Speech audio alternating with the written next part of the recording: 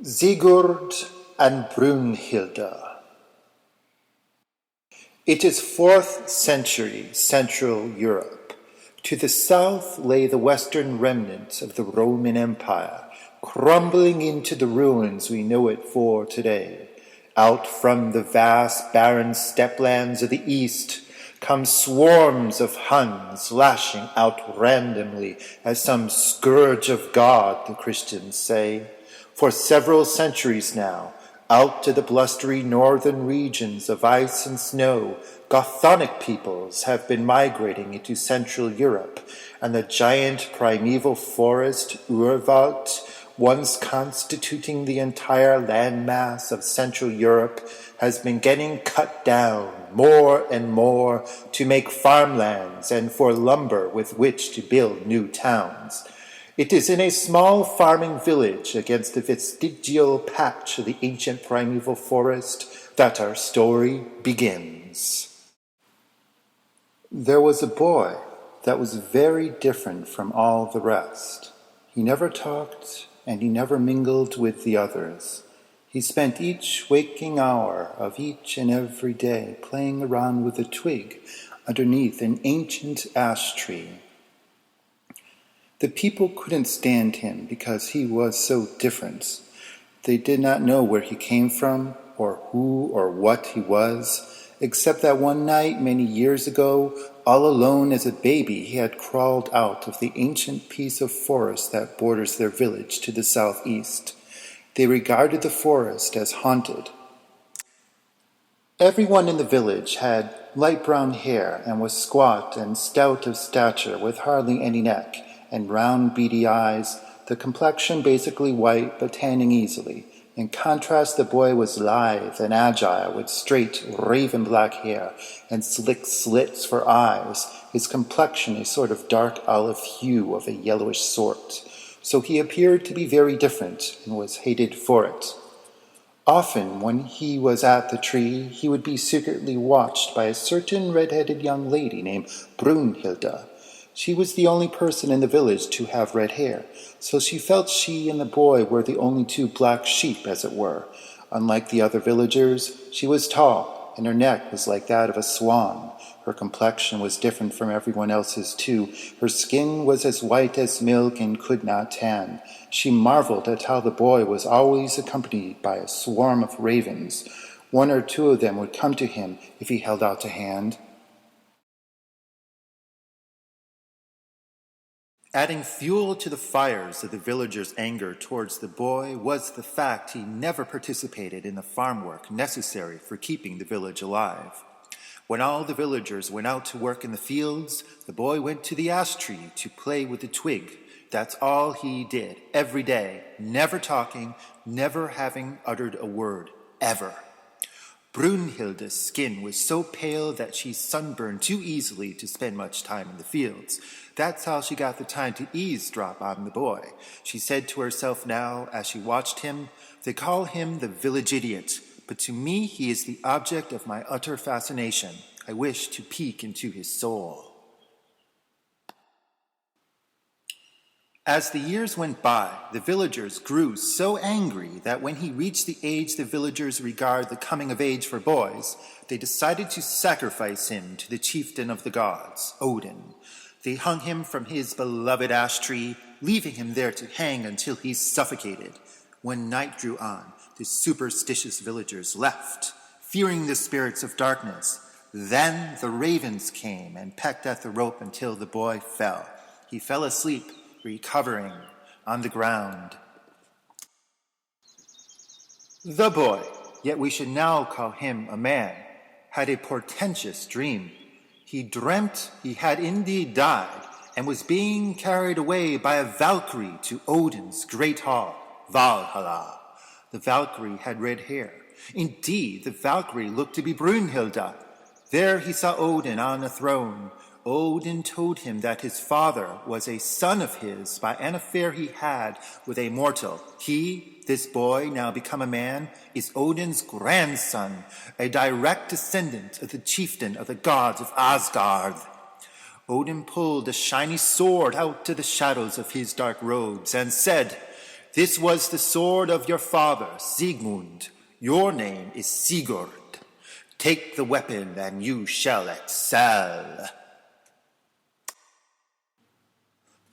The young man woke up to the sounds of the villagers screaming in horror and the smell of smoke in the air. Thrust in the ground before him was the sword. The swarm of ravens came down from the tree and flew in the direction of the village, which was in flames. He picked up the sword. It felt natural because he had spent all his life practicing with the twig. He had not even known what he was practicing for. He followed the ravens, and they led him through a maze of fires and smoking buildings. The village was being plundered by Huns. Their eyes and complexions were like those of Sigurd. Along the way through this sort of infernal labyrinth, a Hun would pop out of the flames to attack him, but his superior swordsmanship would win each time. Their swords were crooked scimitars, but his blade was long and straight. At last he spotted the largest of them sitting astride a great black horse right in the middle of the village, a great shadow amidst the flames. The old Hun was about to strike to death Brunhilda. The young man put himself between the mounted Hun and her and spoke his first word, "No." The Hun's scimitar swooshed down, and the young man's sword swooshed up. When they collided, the might of the young man's sword actually threw the old Hun off his horse. Indeed, there was a divine magic working through the sword. There were runes of power inscribed upon its blade, giving it uncanny powers. The old Hun was on the ground, and the young man held up his sword high, about to strike down on him. He hesitated, though, because he did not want to kill. A tear fell out of Sigurd's eye. All of a sudden, the old Hun said, "Are you Sigurd?" The young man did not know how in the world the old Hun could know his name. He himself had only learned of it last night, and in a dream at that.